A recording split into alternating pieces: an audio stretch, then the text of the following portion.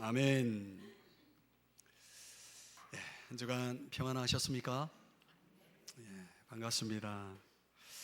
하늘에서 들려온 소리라는 제목으로 여러분들과 같이 말씀의 은혜를 받고자 합니다. 오늘 성경은 예수님이 세례 받으심의 사건을 소개하는 내용입니다. 이제 공적인 삶을 시작하는 이야기죠. 이 마리아와 요셉과 함께 나사렛이라고 하는 곳에 정착한 이후에 약 18년의 시간이 흘러서 갈보리 일생의 절정까지 이제 그 3년간의 공생애를 시작하는 그런 내용입니다. 이 기다림 속에서 예수님은 목수의 일을 하고 회당 예배에 참석하고 어머니 마리아를 돕고 하늘 아버지와 교제하면서 영적인 지식, 통찰력 이런 것들을 키우고 교육을 받으면서 아주 성숙해지는 시간을 가지신 것입니다. 그 성숙함이 절정에 달했을 때 그러다 하나님의 때가 이르자 하나님의 때가 이른 시점에서 예수님은 가족들과 작별을 고하고 세례 요한을 찾아와서 세례를 받는 것입니다. 그때 놀라운 장면이 연출됩니다. 공관복음이라고 하는 마태, 마가, 누가 복음에 소개된 그 놀라운 장면은 이렇게 소개됩니다. 마가복음부터 보면은 마가복음 1장 10절 11절 말씀에 보면은 하늘이 갈라졌다, 그리고 하늘로부터 소리가 났다, 이렇게 소개합니다. 누가복음 3장 21절 22절에 보면은 하늘이 열리고 그리고 하늘로부터 소리가 났다. 그리고 오늘 우리가 살펴보는 마태복음에서도 누가복음과 동일하게 하늘이 열리고 하늘로부터 소리가 있었다라고 말씀을 하고 있습니다. 여러분, 이렇게 하늘이 열리고 갈라졌다, 이게 무슨 의미일까요? 어쩌면 하늘과 땅 사이에 그 가로막혔던 불통의 문제가 끝났다, 해결되었다라는 사인 아닐까요? 그 불통의 문제를 해결하기 위해서 하늘을 갈라놓으신, 하늘을 열게 하신 분이 바로 예수님인 것인 거죠. 하늘로부터 소리가 났다. 어떤 소리였을까요?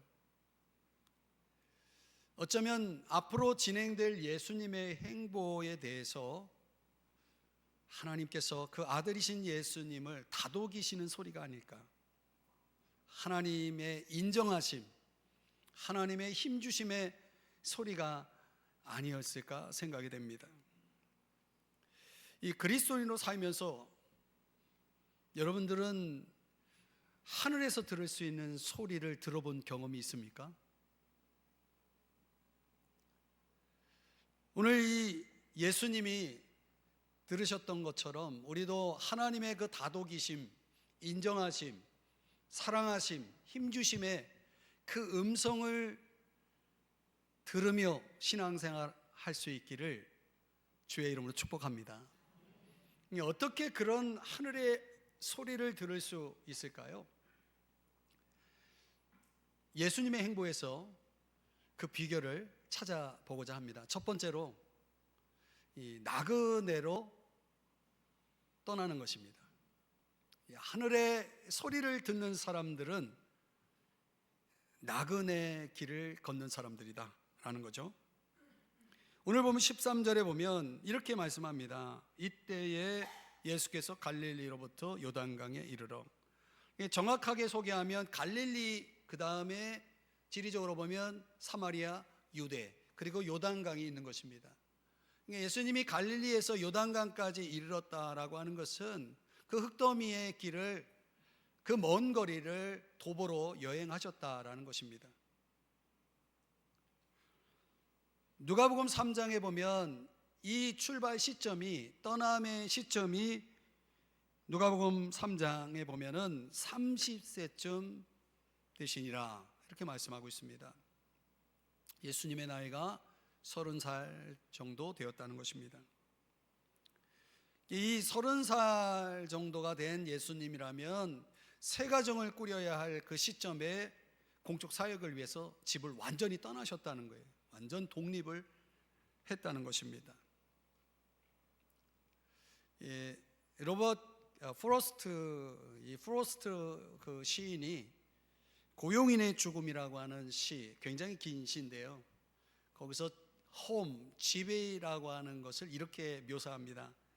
당신이 그곳에 가야만 할 때 사람들이 당신을 맞아들일 의무가 있는 그곳, 그것이 집이라고, 홈이라고, 스윗 홈이라고 말하고 있습니다. 그러니까 내가 가야만 한다면 나를 맞아줄 사람들이 있는 곳이죠. 여러분들에겐 다 이런 홈이 있죠. 근데요, 예수님은 이렇게 말씀하셨어요. 누가복음 9장 58절에 보니까 인자는 머리 둘 곳이 없도다. 집이 없었다는 거예요. 공중에 나는 새도 집이 있는데 예수님은 집이 없었다, 홈이 없었다는 거예요. 내가 언제라도 가면 나를 맞아줄 집이 없었다는 거죠. 왜 이렇게 사셨을까요? 예수님의 원래 집은 천국에 있었잖아요. 천국에 자기 집이 있는데 그 집을 떠나 이 땅에 오신 이유가 뭡니까? 그분을 믿는 저와 여러분을 언젠가 천국에서 영원히 소유할 집을 마련하기 위해서 이 땅에 오신 거죠.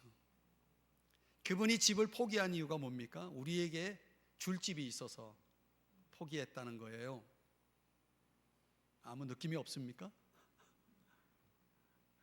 얼마나 감사한 일이에요, 그죠?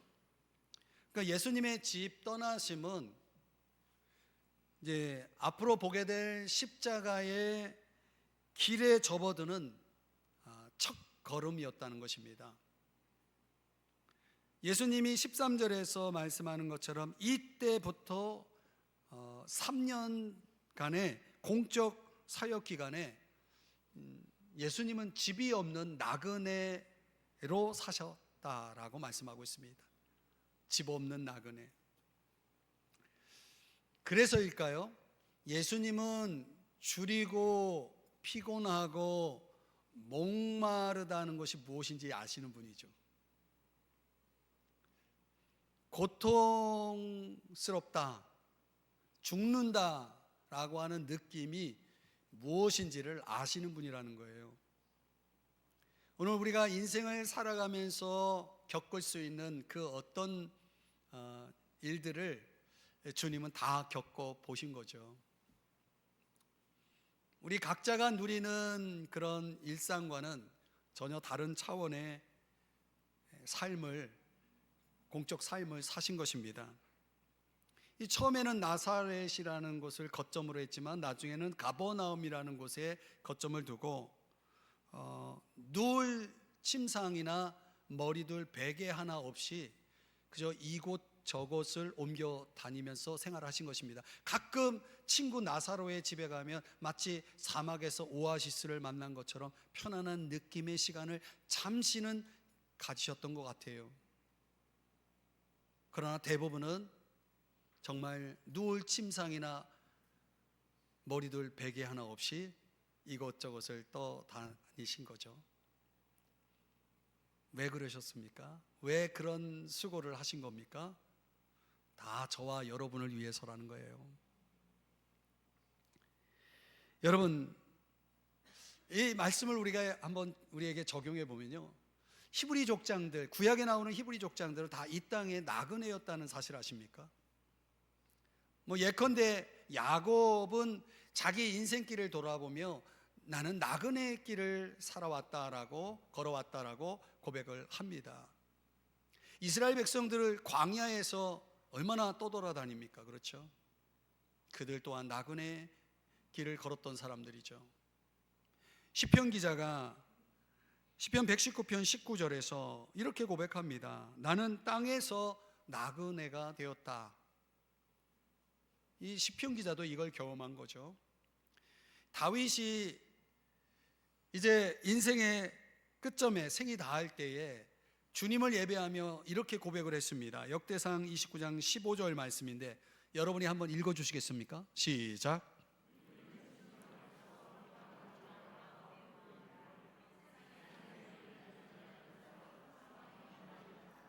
예, 이걸 깨달은 거예요. 내가 주님 앞에서 나그네였구나. 여러분, 세상에 있는 날이 뭐와 같다고요? 그림자와 같다는 거예요. 그림자와 같다. 이 다윗처럼 많은 걸 갖고 누린 사람인데 결국은 인생을 이렇게 해석하고 있는 거예요. 이런 나그네 길을 걸어본 자만이 하늘의 음성을 들을 수 있다는 거 아십니까? 야곱이 집을 떠나 베델이라는 길목에서 하늘을 이불 삼아서 돌을 베개 삼아서 누워 잠을 청했을 때 그때 하늘의 음성을 듣잖아요. 이 나그네 길이라고 하는 것은 그런 신비가 있는 것 같아요. 우리의 인생은 고달플지 모르지만은 하늘의 음성을 경험할 수 있는 시점이다 라는 거죠. 오늘 이것을 우리에게 적용해 보면 저와 여러분의 인생도 다르지 않은 거죠. 세상에 있는 날이 다 그림자 같은 나그네 길이다라고 성경은 말하는 것입니다. 저와 여러분은 그렇게 살아야 될 운명인 것입니다. 그래서 여러분 그 마크 트웨인이 그 그리스도인의 삶을 이렇게 묘사하더라고요. 불필요한 필수품이라고 부른 여분의 짐 없이 홀가분하게 항시 옮겨 다니는 삶. 잘 묘사하지 않았습니까? 홀가분하게 항시 옮겨 다니는 삶. 그러려면 짐이 가벼워야 되겠죠. 그 마크 트웨인이 얘기했던 그 불필요한 필수품이 우리의 인생에 얼마나 많습니까? 그런 것들, 그런 여분의 짐이 다 없어져야 저와 여러분이 홀가분해질 수 있는 거죠. 그러니 오늘 우리가 살아가는 인생길을요, 이렇게 이해하면 훨씬 우리의 마음은 가벼울 겁니다. 제가 금요 기도회 때 말씀 전하면서 그런 예를 들었잖아요. 여행자 의식과 순례자 의식은 다르다. 내가 순례자, 나그네와 같은 인생길을 걸어간다라는 인식을 하기 시작하면은 삶에 부딪히고 만나는 모든 것이 다 감사로 바뀌어요. 감사일 수밖에 없어요. 왜? 그것이 끝이 아니라 과정이기 때문에.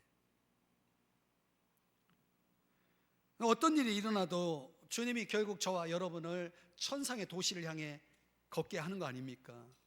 그렇죠? 순례입니다.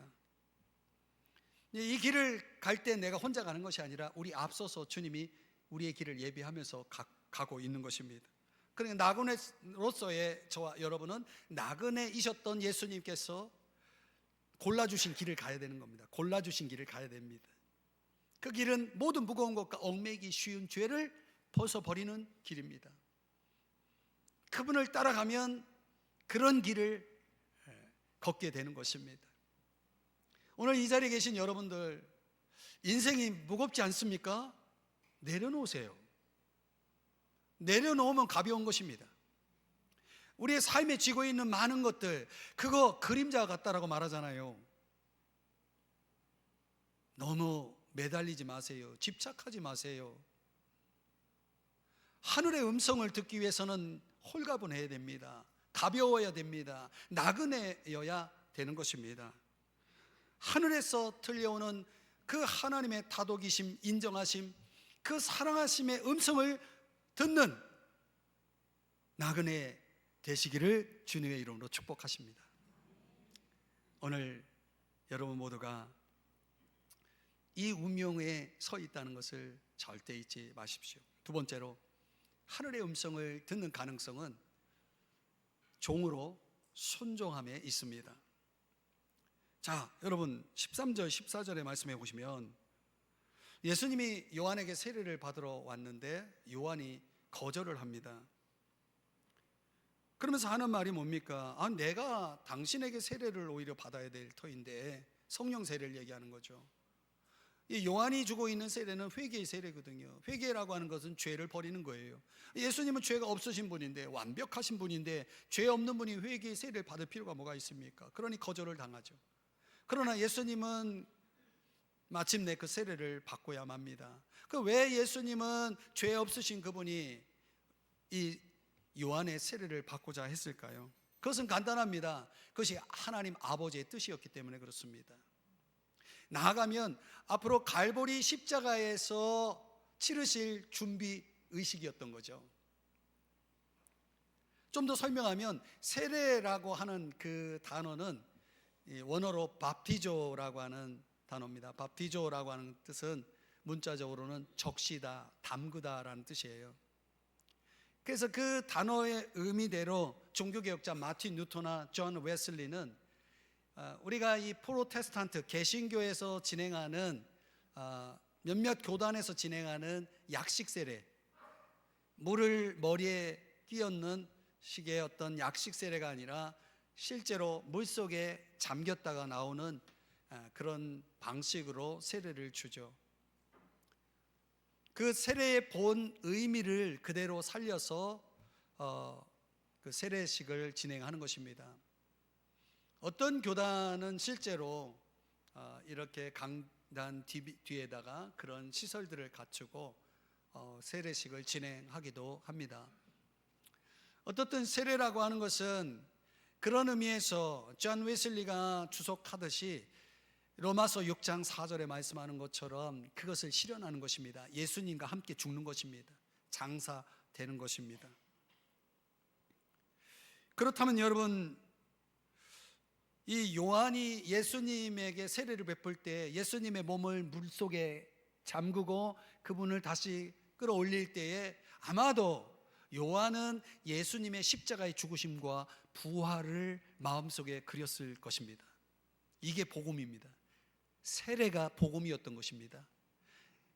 고린도전서 15장 1절에서 4절에 보면 바울이 전하고자 했던 복음, 믿음으로 구원을 얻을 수 있는 그 복음의 내용을 3절 4절에서 이렇게 요약해 주지 않습니까?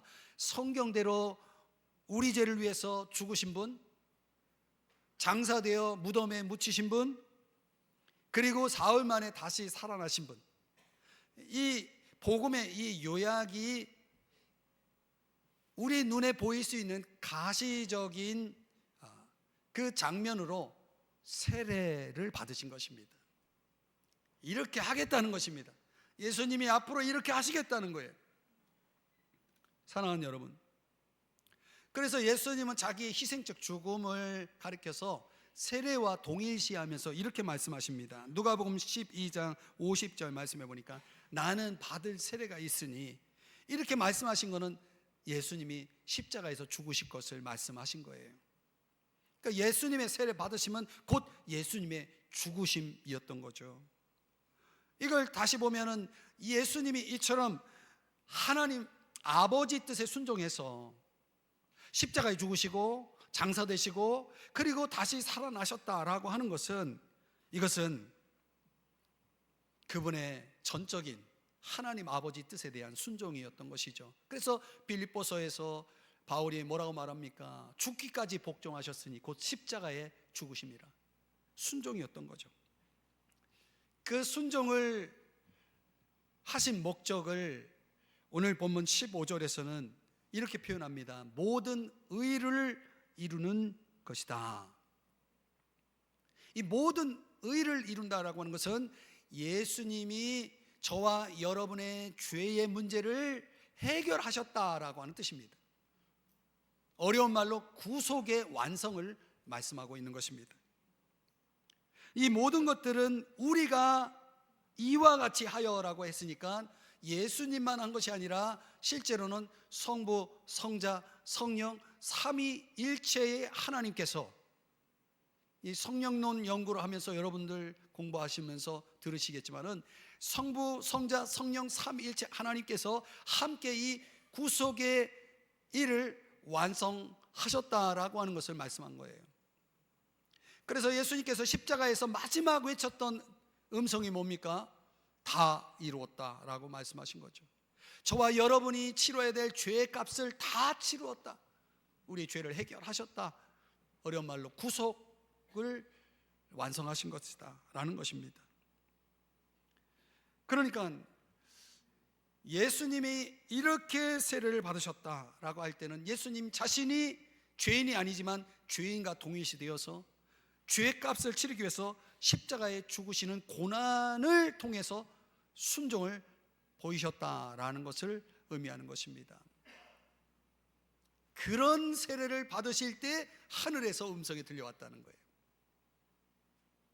그러나 오늘 저와 여러분이 하늘의 음성을 들을 가능성이 있기 위해서는 예수님이 우리에게 보여주신 이 모범을 따를 때에 가능하다는 거예요. 그 모범은 예수님이 세례를 통해서 보여주셨을 뿐만 아니라 그의 삶 전체를 통해서 일관되게 그분이 공생의 기간 동안에 보여주셨던 거죠. 예를 들면 마태복음 9장 11절이야 13절에서 예수님이 이렇게 사셨다는 거예요. 세리와 죄인들과 함께 교제했다는 거예요. 함께 했다는 거죠. 이 사람들은 죄인들을 멀리했지만 왜? 내가 더러워질까 봐. 그러나 오히려 예수님은 자기를 죄인과 동일시해서 그들과 함께 했고 마침내 그들을 살리기 위해서 애를 쓰셨다는 거예요. 그래서 예수님이 뭐라고 말씀합니까? 여러분, 의사가 건강한 자에게 필요합니까? 병든 자에게 필요합니까? 물으나 마나죠? 그러니까 예수님은 병든 자를 찾아다닌 거예요. 예수님 자신이 의사가 되어서 그들을 고치기 위해서, 그들을 살리기 위해서, 그들을 구원하기 위해서 죄인들과 함께 시간을 보내면서 그들을 살리고자 애를 쓰셨다는 말씀인 것입니다. 예수님은 십자가에 돌아가실 때도 마태복음 27장 38절을 보니까 이때에 예수와 함께 강도들이 십자가에 못 박혔다. 그런데 예수님이 십자가에 못 박힐 때 마치 강도와 같이, 범죄자와 같이 취급을 받았다는 거 아닙니까? 그 범죄자와 동일시 되어서 십자가에 달려 죽으신 거예요. 그러니까 예수님의 삶은 세례예요. 세례가 그걸 증명해 주는 거죠. 세례의 그 정신, 세례의 의미를 삶으로 사셨던 거죠. 살아서도 죽어서도 예수님은 자신을 죄인과 동일시하고 그 어떻게든 그 죄인들을 죄에서 구원해내기 위해서 힘을 쓰신 것입니다. 그러니 저와 여러분이 그분의 본을 따라야 한다는 거예요. 그 본을 따를 때 우리도 하늘의 음성을 들을 수가 있는 거죠. 여러분, 예수님을 절실히 필요로 하는 잃어버린 사람들을 여러분은 어떻게 대하십니까? 그들을 멀리합니까? 담을 싸십니까? 그들과 함께하며 그들을 예수님께 이끌도록 돕는 삶의 방식을 가지고 있어야 됩니다.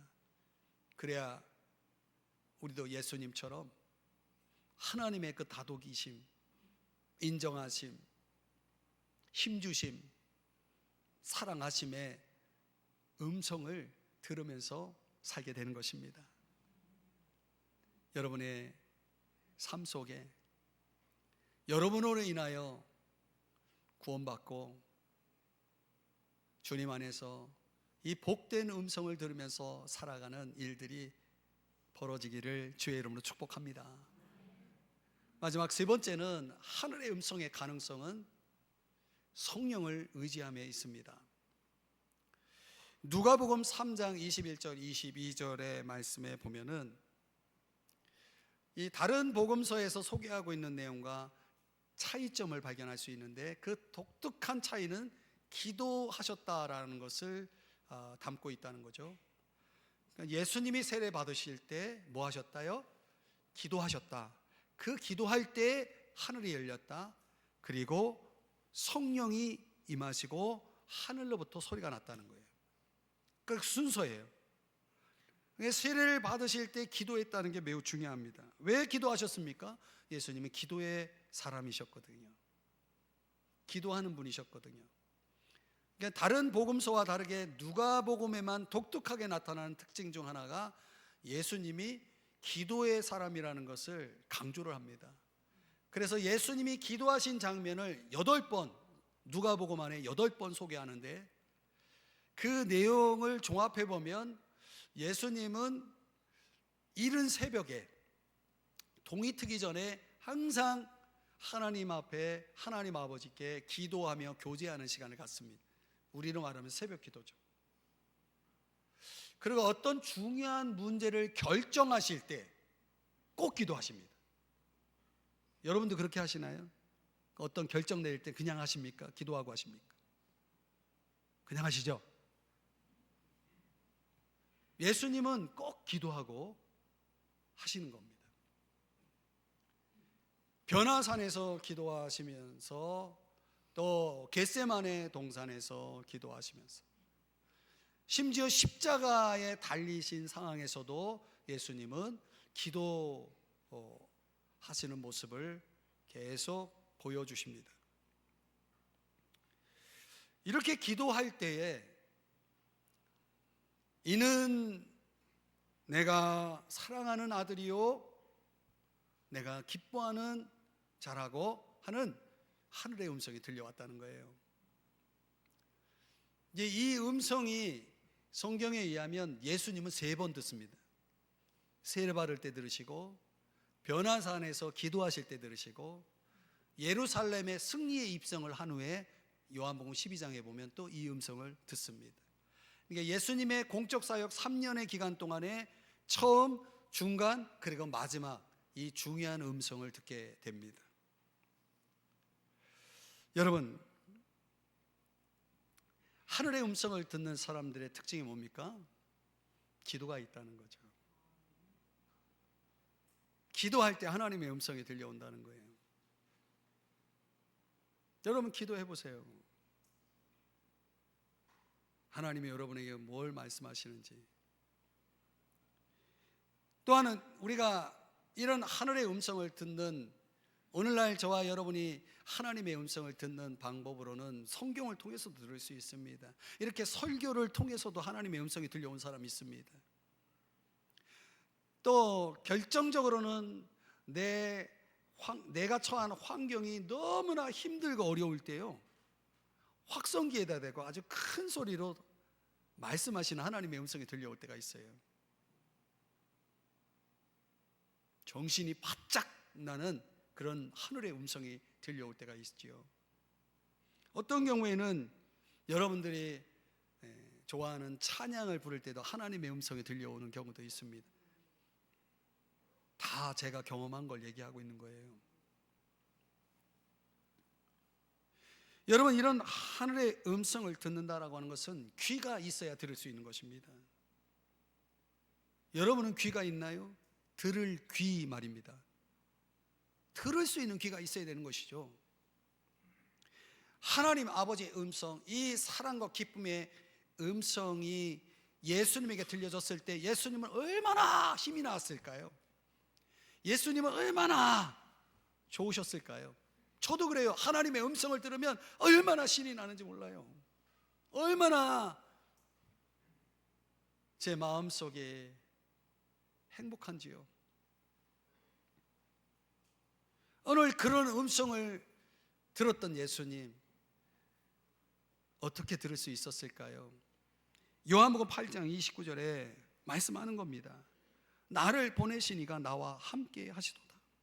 나는 항상 그가 기뻐하시는 일을 행함으로 나를 혼자 두지 아니하였느니라. 여러분 힘들고 어려울 때 혼자라고 생각하잖아요. 그래, 주님의 음성을 들어봐요. 두려워하지 말라, 놀라지 말라, 내가 너와 함께 하겠다, 내가 너를 도와주겠다, 내가 너를 굳세게 하겠다, 내가 나의 의로운 오른손으로 너를 붙들어 주겠다. 이런 음성을 한번 들어봐요. 희망이 생깁니다. 벌떡벌떡 일어나게 됩니다. 주님이 이 함께 하시는 하나님 아버지의 이 동행을 항상 경험하면서 사셨다는 거예요. 어떻게 했어? 내가 항상 그분이 기뻐하시는 일을 행함으로. 이게 뭡니까? 이게 순종 아니겠습니까? 그래서 베드로가 뭐라고 말합니까? 사도행전 5장 29절에 사람보다 하나님께 순종하는 게 마땅하다 그런 거예요. 하나님 아버지를 여러분들이 모든 면에서 기쁘시게 하면요, 비록 사람들을 기쁘게 할 수는 없어요. 모든 사람 어떻게 여러분이 기쁘게 합니까? 그러나 여러분, 한 분 하나님은 기쁘시게 할 수 있다는 거예요. 순종을 통해서. 그러면 하나님이 여러분을 혼자 두지 않습니다. 하나님이 항상 함께 하십니다. 이렇게 사는 게 왜 또 중요하냐? 이런 순종을 통해서 하나님이 주시는 선물이 있습니다. 사도행전 5장 32절, 성령을 주신다는 거예요. 순종하는 자에게 성령을 주신다는 거예요.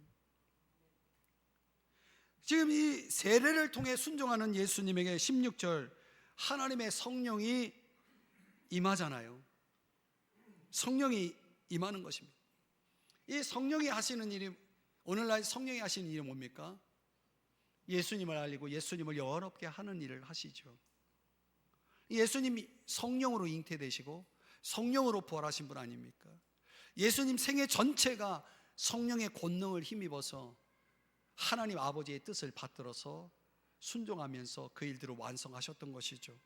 그러니까 예수님의 삶 전체는 성령, 그 성령과 함께하는 삶이었다라고 하는 것입니다. 그러나 저와 여러분이 그리스도인, 모든 그리스도인들이 살아가야 할 모습을 그대로 보여주신 거죠. 그러니까 여러분, 성령을 받으셔야 되는 겁니다. 성령을 받으셔야 되는 겁니다. 그래서 제가 성령론 연구를, 이 교리를 우리 성도들에게 가르치려고 하는 이유가 그거예요. 성령을 받지 않으면 안 되는 거예요. 예수님도 성령의 능력에 의지해서 살았다라고 오늘 말씀하고 있는 거 아닙니까? 이 말씀을 좀 적용해 보면 A.W. 토저가 그런 얘기를 했어요. 하나님이 이 세상에서 성령을 거두어 가셔도 지금 교회가 하는 일은 대부분 잘 돌아간다. 무슨 말인지 이해하시겠어요? 하나님이 성령을 거둬 가셔도 교회는 정상적으로 잘 돌아간다는 거예요. 이게 말이 됩니까? 그러니까 성령이 없는 교회가 많다는 얘기 아니겠어요? 그걸 지적하고 있는 거죠. 아무도 그 차이를 느끼지 못할 것이다, 이런 말을 했어요. 여러분, 성령이 있는 교회, 성령이 없는 교회 차이를 아십니까? 성령을 받은 사람과 성령을 받지 않고 신앙생활하는 사람 차이가 있습니까? 못 느끼잖아요. 그래, 성령과 상관없이 신앙생활하는 거예요. 여러분, 예수님이 하신 일을 보세요. 누가복음 4장 18절에 뭐라고 말씀합니까? 주의 성령이 내게 임하셨으니 하면서 가난한 자에게 복음을 전하고 포로된 자에게 자유를, 눈먼 자에게 다시 보게 함을, 눌린 자를 자유롭게 했다. 이런 일들, 이 엄청난 일들을 어떻게 했다는 겁니까? 주의 성령이 내게 임하셨기 때문에 했다라고 말하잖아요. 이 무거운 짐을 다 감당할 수 있었던 비결은 예수님에게 성령이 임했기 때문입니다. 그래서 예수님은 제자들에게 예루살렘을 떠나지 말고 이 성령을 받을 때까지는 아무것도 하지 말라고 그랬어요.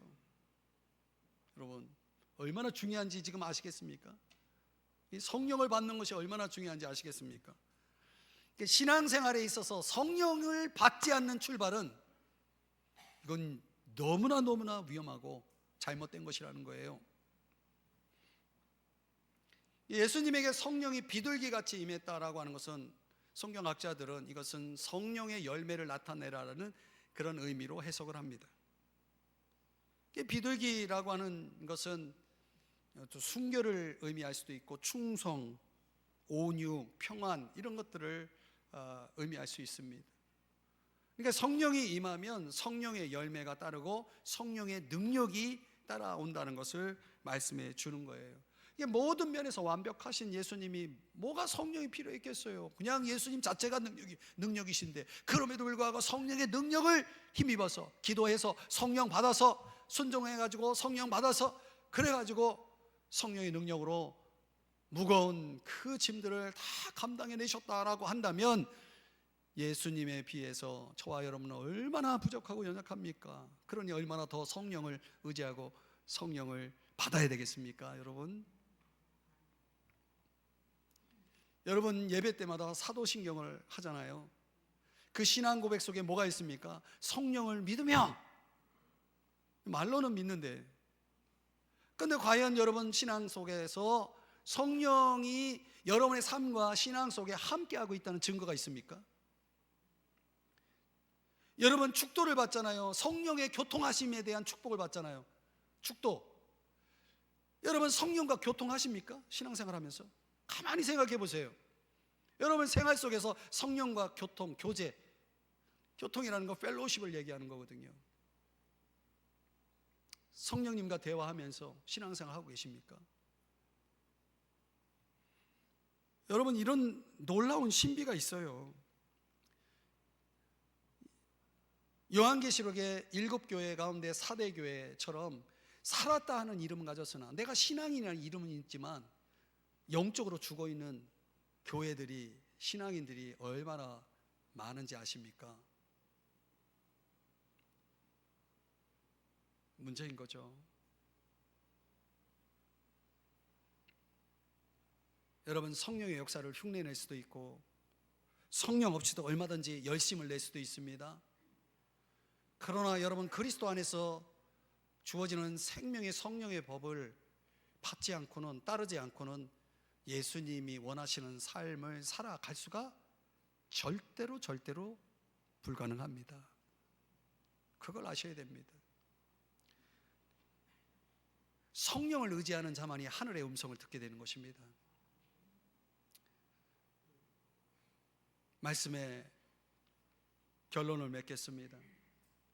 저항시인으로 알려진 신동엽이라는 시인이 쓴 누가 하늘을 보았다 하는가라는 시가 있습니다. 그 일부를 좀 소개하면 이런 내용이죠. 누가 하늘을 보았다 하는가, 누가 구름 한 송이 없이 맑은 하늘을 보았다 하는가, 내가 본 건 먹구름, 그걸 하늘로 알고 일생을 살아갔다. 내가 본 건 지붕 높은 쇠 항아리, 그걸 하늘로 알고 일생을 살아갔다. 닦아라 사람들아 내 마음속 구름, 찢어라 사람들아 내 머리 덮은 쇠 항아리. 아침 저녁 내 마음속 구름을 닦고 티 없이 맑은 영원의 하늘을 볼 수 있는 사람들은 외경을 알리라. 이런 내용의 시입니다. 외경이라는 거 아시죠? 공경과 두려움 이런 뜻이죠. 외경을 알리라. 여러분 시인이 뭐라고 말합니까? 누가 하늘을 보았다 하는가? 이렇게 묻잖아요. 내가 본 게 먹구름이고 지붕 덮인 쇠 항아리인데 그걸 하늘로 착각하고 일생을 살아왔다는 얘기예요. 이제 그 마음속 구름을 닦으라고 말하고 있는 것이죠. 쇠 항아리를 찢어버리라고 말하고 있는 것입니다. 그래야 영원의 하늘을 볼 수 있다라고 말하면서 우리를 그 영원의 하늘을 볼 수 있는 자리로 초대하고 있습니다. 물론 이 시인이 말하고자 하는 하늘의 의미가 있습니다. 저는 오늘 설교 제목을 하늘에서 들려온 소리라고 하는 제목을 붙였는데 이 시와 연결이 되어서 저에게는 그 시인이 말하고자 하는 하늘과 다른 의미의 하늘을 생각해 보는 것입니다. 그리고 여러분에게 말씀드리는 거예요. 여러분 신앙생활은 하늘의 세계가 있는 것입니다. 여러분이 눈으로 볼 수 있는 하늘을 얘기하는 게 아니에요. 여러분이 보고 있는 것은 먹구름일 뿐이에요. 진짜 하늘이 있는 것입니다. 하나님이 계신 하늘이 있는 것입니다. 그러니까 우리 마음속의 먹구름이 이 죄악에 아주 깊이 젖어 있는 습성들이 또 내 마음속 깊이 뿌리 내린 쓴뿌리들이 어둡고 어두운 해결되지 않은 상처들이 있는 한 우리는 그 하늘을 볼 수가 없는 것입니다. 그 아침 저녁으로 시인이 말하는 것처럼 아침 저녁으로 닦아야 됩니다. 그래서 그 먹구름을 지어 버려야 되는 것입니다. 그 가로막고 있는 것을 찢어 버려서 여러분들이 그 영혼의 하늘을 볼 수 있는 그 눈을 가지셔야 한다는 거예요. 여러분 예수를 따른다는 게 뭘 의미합니까?